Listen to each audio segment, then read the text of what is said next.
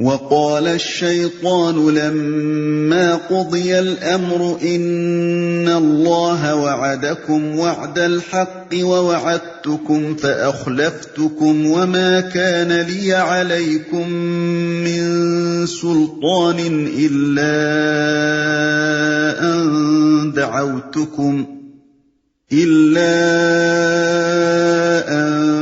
دعوتكم فاستجبتم لي فلا تلوموني ولوموا أنفسكم ما أنا بمصرخكم وما أنتم بمصرخي إني كفرت بما أشركتمون من قبل إن الظالمين لهم عذاب أليم۔ اور جب فیصلہ چکا دیا جائے گا تو شیطان کہے گا حقیقت یہ ہے کہ اللہ نے جو وعدے تم سے کیے تھے وہ سب سچے تھے اور میں نے جتنے وعدے کیے ان میں سے کوئی بھی پورا نہ کیا۔ میرا تم پر کوئی زور تو تھا نہیں، میں نے تو اس کے سوا کچھ نہیں کیا کہ اپنے راستے کی طرف تمہیں دعوت دی اور تم نے میری دعوت پر لبیک کہا۔ اب مجھے ملامت نہ کرو، اپنے آپ ہی کو ملامت کرو۔ یہاں نہ میں تمہاری فریاد رسی کر سکتا ہوں اور نہ تم میری۔ اس سے پہلے جو تم نے مجھے خدائی میں شریک بنا رکھا تھا میں اس سے بری الذمہ ہوں۔ ایسے ظالموں کے لیے تو دردناک سزا یقینی ہے۔ جتنے وعدے کیے ان میں سے کوئی بھی پورا نہ کیا۔ یعنی تمہارے تمام گلے شکوے اس حد تک تو بالکل صحیح ہیں کہ اللہ سچا تھا اور میں جھوٹا تھا۔ اس واقعے سے مجھے ہرگز انکار نہیں ہے۔ اللہ کے وعدے اور اس کی وعیدیں تم دیکھ ہی رہے ہو کہ ان میں سے ہر بات جوں کی تو سچی نکلی، اور میں خود مانتا ہوں کہ جو بھروسے میں نے تمہیں دلائے، جن فائدوں کے لالچ تمہیں دیے، جن خوشنما توقعات کے جال میں تم کو پھانسا، اور سب سے بڑھ کر یہ یقین جو تمہیں دلایا کہ اول تو آخرت و آخرت کچھ بھی نہیں ہے، سب محض ڈھکوسلا ہے، اور اگر ہوئی بھی تو فلاں حضرت کے تصدق سے تم صاف بچ نکلو گے۔ بس ان کی خدمت میں نظر و نیاز کی رشوت پیش کرتے رہو اور پھر جو چاہو کرتے پھرو، نجات کا ذمہ ان کا۔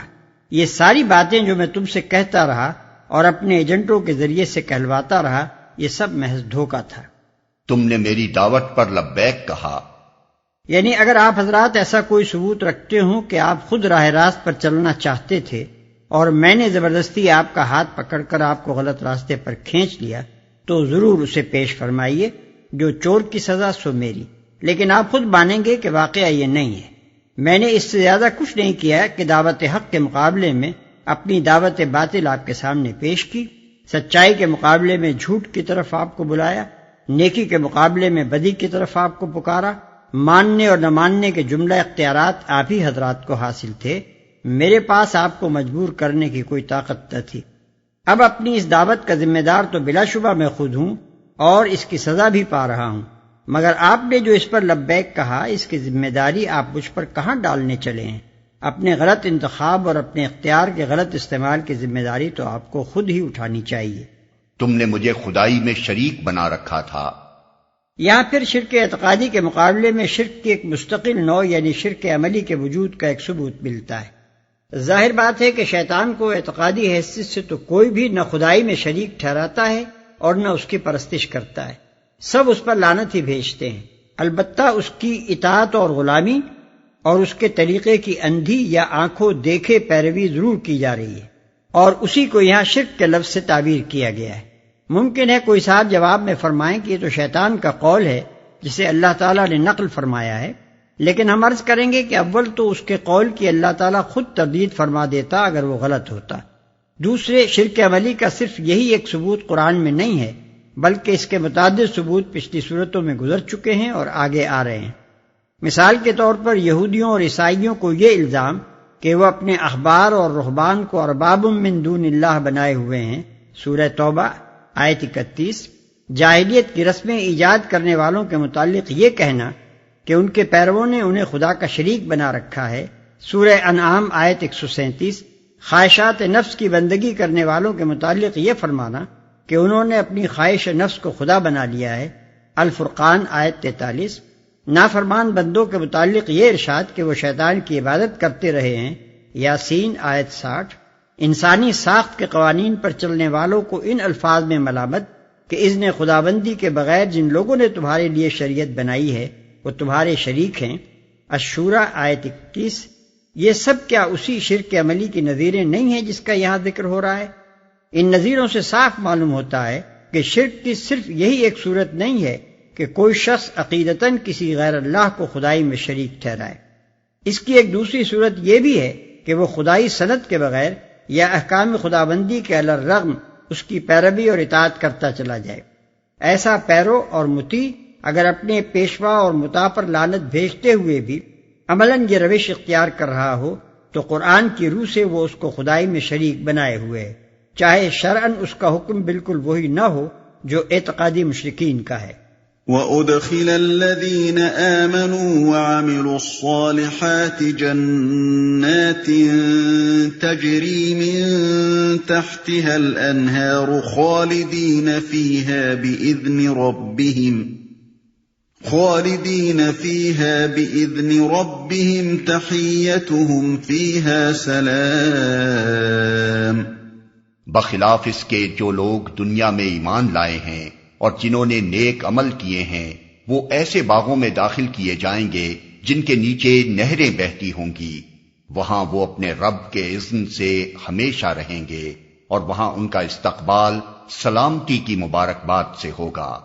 تحیہ کے لغوی معنی ہے دعائے درازی عمر، مگر اصطلاحاً عربی زبان میں یہ لفظ اس کلمہ خیر مقدم یا کلمہ استقبال کے لیے بولا جاتا ہے جو لوگ آمنا سامنا ہونے پر سب سے پہلے ایک دوسرے سے کہتے ہیں۔ اردو میں اس کا ہم معنی لفظ یا تو سلام ہے یا پھر علیک سلیک، لیکن پہلا لفظ استعمال کرنے سے ترجمہ ٹھیک نہیں ہوتا اور دوسرا لفظ مبتذل ہے، اس لیے ہم نے اس کا ترجمہ استقبال کیا ہے۔ تحیتہم کے معنی یہ بھی ہو سکتے ہیں کہ ان کے درمیان آپس میں ایک دوسرے کے استقبال کا طریقہ یہ ہوگا، اور یہ معنی بھی ہو سکتے ہیں کہ ان کا اس طرح استقبال ہوگا۔ نیز سلامن میں دعائے سلامتی کا مفہوم بھی ہے اور سلامتی کی مبارکباد کا بھی۔ ہم نے موقع کی مناسبت کا لحاظ کرتے ہوئے وہ مفہوم اختیار کیا ہے جو ترجمے میں درج ہے۔ أَلَمْ تَرَ كَيْفَ ضَرَبَ اللَّهُ مَثَلًا كَلِمَةً طَيِّبَةً كَشَجَرَةٍ طَيِّبَةٍ أَصْلُهَا ثَابِتٌ وَفَرْعُهَا فِي السَّمَاءِ تُؤْتِي أُكُلَهَا كُلَّ حِينٍ بِإِذْنِ رَبِّهَا وَيَضْرِبُ اللَّهُ الْأَمْثَالَ لِلنَّاسِ لَعَلَّهُمْ يَتَذَكَّرُونَ۔ کیا تم دیکھتے نہیں ہو کہ اللہ نے کلمہ طیبہ کو کس چیز سے مثال دی ہے؟ اس کی مثال ایسی ہے جیسے ایک اچھی ذات کا درخت جس کی جڑ زمین میں گہری جمی ہوئی ہے اور شاخیں آسمان تک پہنچی ہوئی ہیں، ہر آن وہ اپنے رب کے حکم سے اپنے پھل دے رہا ہے۔ یہ مثالیں اللہ اس لیے دیتا ہے کہ لوگ ان سے سبق لیں۔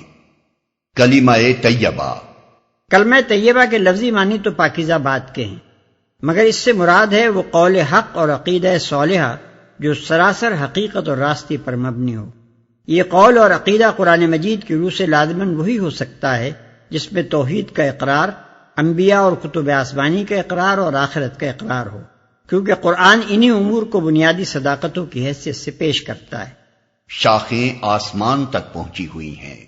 دوسرے الفاظ میں اس کا مطلب یہ ہوا کہ زمین سے لے کر آسمان تک چونکہ سارا نظام کائنات اسی حقیقت پر مبنی ہے جس کا اقرار ایک مومن اپنے کلمہ طیبہ میں کرتا ہے، اس لیے کسی گوشے میں بھی قانون فطرت اس سے نہیں ٹکراتا، کسی شے کی بھی اصل اور جبلت اس سے ابا نہیں کرتی، کہیں کوئی حقیقت اور صداقت اس سے متصادم نہیں ہوتی، اسی لیے زمین اور اس کا پورا نظام اس سے تعاون کرتا ہے اور آسمان اور اس کا پورا عالم اس کا خیر مقدم کرتا ہے۔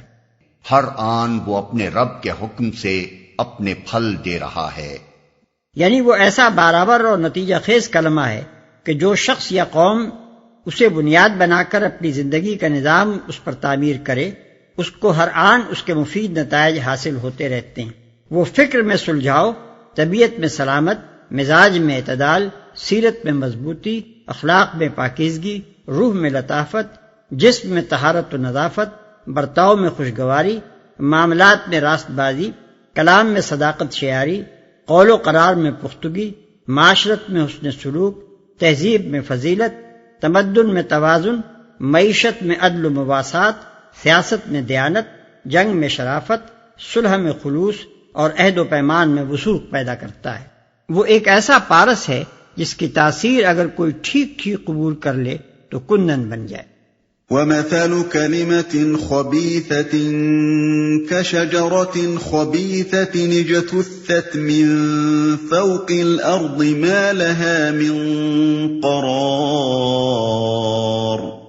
اور کلمہ خبیثہ کی مثال ایک بدذات درخت کی سی ہے جو زمین کی سطح سے اکھاڑ پھینکا جاتا ہے، اس کے لیے کوئی استحکام نہیں ہے۔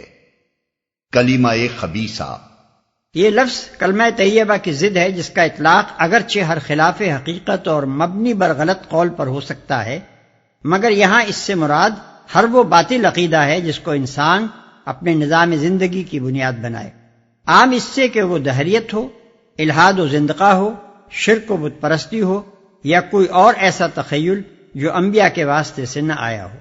کوئی استحکام نہیں ہے۔ دوسرے الفاظ میں اس کا مطلب یہ ہوا کہ عقیدہ باطل چونکہ حقیقت کے خلاف ہے، اس لیے قانون فطرت کہیں بھی اس سے موافقت نہیں کرتا۔ کائنات کا ہر ذرہ اس کی تکذیب کرتا ہے، زمین و آسمان کی ہر شے اس کی تردید کرتی ہے۔ زمین میں اس کا بیج بونے کی کوشش کی جائے تو ہر وقت وہ اسے اگلنے کے لیے تیار رہتی ہے۔ آسمان کی طرف اس کی شاخیں بڑھنا چاہیں تو وہ انہیں نیچے دھکیلتا ہے۔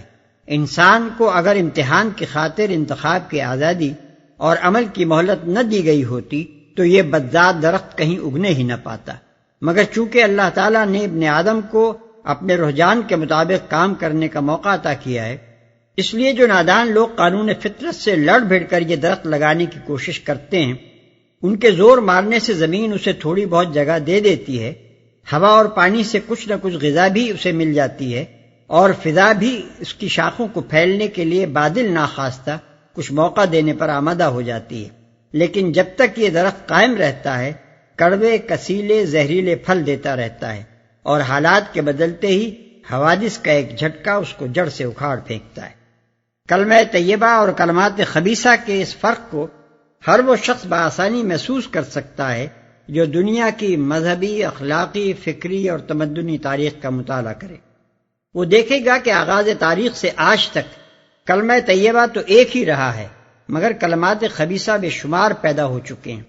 کلمہ طیبہ کبھی جڑ سے نہ اکھاڑا جا سکا، مگر کلمات خبیثہ کی فہرست ہزاروں مردہ کلمات کے ناموں سے بھری پڑی ہے، حتیٰ کہ ان میں سے بہتوں کا حال یہ ہے کہ آج تاریخ کے صفحات کے سوا کہیں ان کا نام و نشان تک نہیں پایا جاتا۔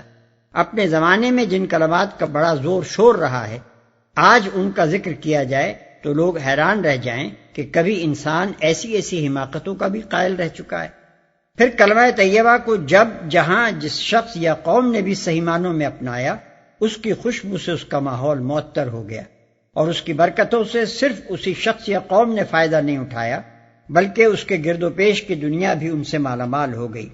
مگر کسی کلمہ خبیث نے جہاں جس انفرادی یا اجتماعی زندگی میں بھی جڑ پکڑی، اس کی سڑان سے سارا ماحول متعفن ہو گیا، اور اس کے کانٹوں کی چبھن سے نہ اس کا ماننے والا امن میں رہا، نہ کوئی ایسا شخص جس کو اس سے سابقہ پیش آیا ہو۔ اس سلسلے میں یہ بات بھی سمجھ لینی چاہیے کہ یہاں تمثیل کے پیرائے میں اسی مضمون کو سمجھایا گیا ہے جو اوپر آیت 18 میں یوں بیان ہوا تھا کہ اپنے رب سے کفر کرنے والوں کے اعمال کی مثال اس راکھ کی سی ہے جسے ایک طوفانی دن کی آندھی نے اڑا دیا ہو، اور یہی مضمون اس سے پہلے سورہ رعد آیت 17 میں ایک دوسرے انداز سے سیلاب اور پگھلائی ہوئی دھاتوں کی تمثیل میں بیان ہو چکا ہے۔ يثبت الله الذين آمنوا بالقول الثابت في الحياة الدنيا وفي الآخرة ويضل الله الظالمين۔ وَيَفْعَلُ اللَّهُ مَا يَشَاءُ۔ ایمان لانے والوں کو اللہ ایک قول ثابت کی بنیاد پر دنیا اور آخرت دونوں میں ثبات عطا کرتا ہے، اور ظالموں کو اللہ بھٹکا دیتا ہے۔ اللہ کو اختیار ہے جو چاہے کرے۔ ثبات عطا کرتا ہے یعنی دنیا میں ان کو اس کلمے کی وجہ سے ایک پائیدار نقطہ نظر، ایک مستحکم نظام فکر اور ایک جامع نظریہ ملتا ہے جو ہر عقدے کو حل کرنے اور ہر گتھی کو سلجھانے کے لیے شاہ کلید کا حکم رکھتا ہے۔ سیرت کی مضبوطی اور اخلاق کی استواری نصیب ہوتی ہے جسے زمانے کی گردشیں متزلزل نہیں کر سکتی۔ زندگی کے ایسے ٹھوس اصول ملتے ہیں جو ایک طرف ان کے قلب کو سکون اور دماغ کو اطمینان بخشتے ہیں، اور دوسری طرف انہیں صحیح عمل کی راہوں میں بھٹکنے، ٹھوکریں کھانے اور تلون کا شکار ہونے سے بچاتے ہیں۔ پھر جب وہ موت کی سرحد پار کر کے عالم آخرت کے حدود میں قدم رکھتے ہیں تو وہاں کسی قسم کی حیرانی اور سراسیمگی و پریشانی ان کو لاحق نہیں ہوتی، کیونکہ وہاں سب کچھ ان کی توقعات کے عین مطابق ہوتا ہے۔ وہ اس عالم میں اس طرح داخل ہوتے ہیں گویا اس کی راہ و رسم سے پہلے ہی واقف تھے۔ وہاں کوئی مرحلہ ایسا پیش نہیں آتا جس کی انہیں پہلے خبر نہ دے دی گئی ہو اور جس کے لیے انہوں نے قبل از وقت تیاری نہ کر رکھی ہو۔ اس لیے وہاں ہر منزل سے وہ پوری ثابت قدمی کے ساتھ گزرتے ہیں۔ ان کا حال وہاں اس کافر سے بالکل مختلف ہوتا ہے جسے مرتے ہی اپنی توقعات کے سراسر خلاف ایک دوسری ہی صورتحال سے اچانک سابقہ پیش آتا ہے۔ ظالموں کو اللہ بھٹکا دیتا ہے یعنی جو ظالم کلمہ طیبہ کو چھوڑ کر کسی کلمہ خبیثہ کی پیروی کرتے ہیں، اللہ تعالیٰ ان کے ذہن کو پراگندہ اور ان کی مسائی کو پریشان کر دیتا ہے۔ وہ کسی پہلو سے بھی فکر و عمل کی صحیح راہ نہیں پا سکتے، ان کا کوئی تیر بھی نشانے پر نہیں بیٹھتا۔